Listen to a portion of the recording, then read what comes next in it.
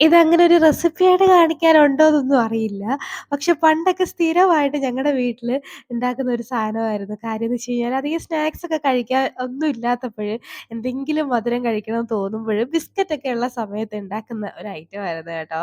മിക്ക വീടുകളിലും പണ്ടൊക്കെ ഉണ്ടാക്കി കാണും. പക്ഷെ ഇപ്പൊ ആരും ഇങ്ങനെയൊക്കെ കഴിക്കുമോന്ന് എനിക്കറിയില്ല കേട്ടോ.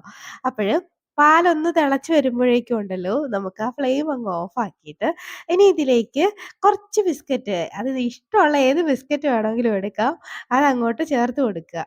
എന്നിട്ട് ജസ്റ്റ് ഒന്നങ്ങ് മിക്സ് ആക്കി കൊടുക്കുക കേട്ടോ. ആ ബിസ്ക്കറ്റൊക്കെ ചെറുതായിട്ടൊന്ന് അലിഞ്ഞ് അതിലേക്കൊന്ന് ചേരാൻ വേണ്ടിയിട്ട് ജസ്റ്റ് ഒന്നങ്ങ് മിക്സ് ആക്കി എടുത്തിട്ട്, ഇനി ഇതിലേക്ക് നമുക്ക് വേറെ ഐറ്റം കൂടെ ചേർത്ത് കൊടുക്കാം. വേണമെങ്കില് കുറച്ച് പഞ്ചസാര ചേർക്കാം. പഞ്ചസാര ചേർക്കാൻ ഇഷ്ടമല്ലെങ്കില് ഹണി ചേർത്താലും മതി കേട്ടോ. നല്ല ടേസ്റ്റാണ്. അപ്പൊ ഞാൻ ഈ ഹണി ഉണ്ടല്ലോ, ഇത് മീഷോയിന്ന് വാങ്ങിച്ചതാ.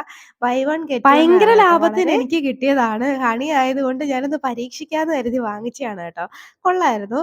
അപ്പൊ ദാണ്ടെ ഇതുപോലെ കുറച്ച് ഹണി അതിനകത്തായിട്ട് ഒഴിച്ചു കൊടുത്തിട്ട്, ഇനി നമുക്ക് ജസ്റ്റ് ഒന്നും കൂടെ ഒന്ന് മിക്സ് ആക്കി എടുക്കാം. ഞാനൊരു വിസ്ക് വെച്ചിട്ടാണ് കേട്ടോ ഒന്ന് മിക്സ് ആക്കുന്നത്. കുറച്ചും കൂടെ ആ ബിസ്ക്കറ്റൊക്കെ ഒന്ന് അലിഞ്ഞ് ചേരാൻ വേണ്ടിയിട്ട്. എന്ന് കരുതി ഒരുപാട് അങ്ങ് ഉടച്ച് കൊടുക്കരുത്. ഇടയ്ക്കൊന്ന് കടിക്കാനും കിട്ടണം കേട്ടോ.